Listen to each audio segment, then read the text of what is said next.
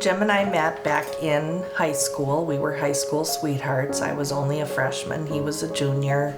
I was standing with a group of friends and he walked down the hall and I saw him and he smiled and I guess I was taken. He was very shy, so I actually asked him out first.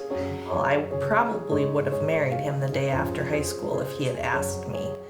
And I thank the Lord that he didn't, because we probably wouldn't have been strong enough to stay together at that point. Jim was very unique. He was his own person. You know, he was hardworking, never started a project that he did not finish. He was kind to others. He was helpful. He treated people how he wanted to be treated. So a very, very devoted husband, father, papa. Just a simple man. My favorite memory of Dad is being a simple man, enjoying every moment to the fullest and being together. That is now what I have been able to instill into my home life with my children. He took us bike racing throughout the years. That was kind of what has molded me. I still enjoy racing, still enjoy doing stuff with bikes. He was such a family man. We did so many trips and camping trips and going biking and cross-country skiing, but mainly I just remember him caring so much about family and us being together. His grandkids meant the world to him and they all knew it. You know, it was probably the greatest delight in Jim's life. My favorite memory of Papa is when I was small and we'd always have coffee and toast together in the morning.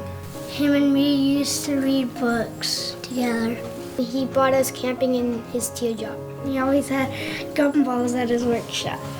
My favorite memory of Papa was when he let me paint his toenails with Expo marker. My favorite memory was when he had a big cookie when me and Nanny went to his workshop.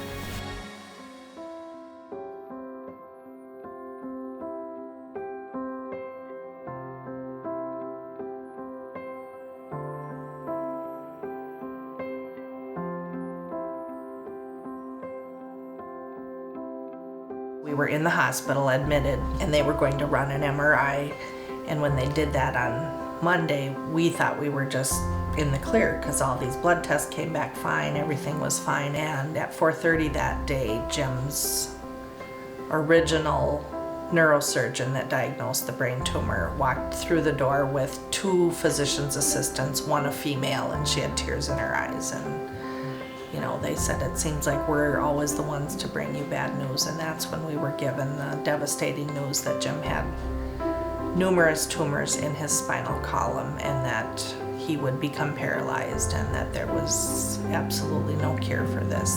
Then they met with us a couple days later and they were gonna give us to like St. Croix Hospice. And I'm like, what are you talking about? I said, you know, I want my local. I said, we've worked with CHI, I know the director, I'm more than comfortable with them and that's who I want.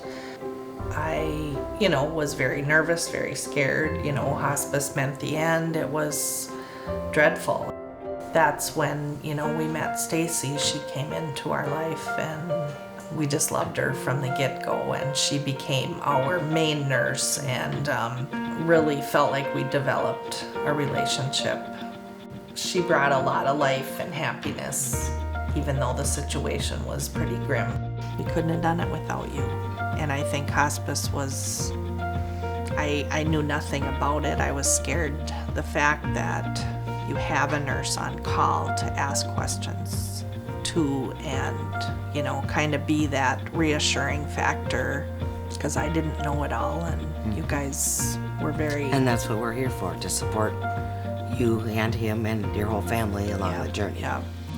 Drag racing has been a big part of his life, and Jim's career was revolved around cars and fixing them. And so our son-in-law Troy built a 350 Chevy block Mini for Jim's remains to be in and for him to be buried in.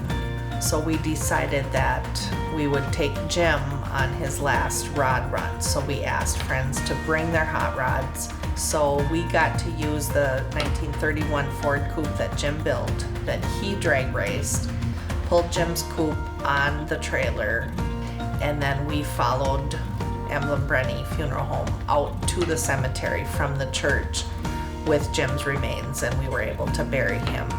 That would have made Jim very happy. It was a horrible thing to lose my husband at that age. 60 years old is young. I was so thankful for hospice, and I couldn't believe everything that they provided. We do feel very blessed to have had the extra time that we had with him, although it wasn't enough. He never took a nap in his life. He said, "I can sleep when I'm dead." God must have decided he needed to rest after all his long hours.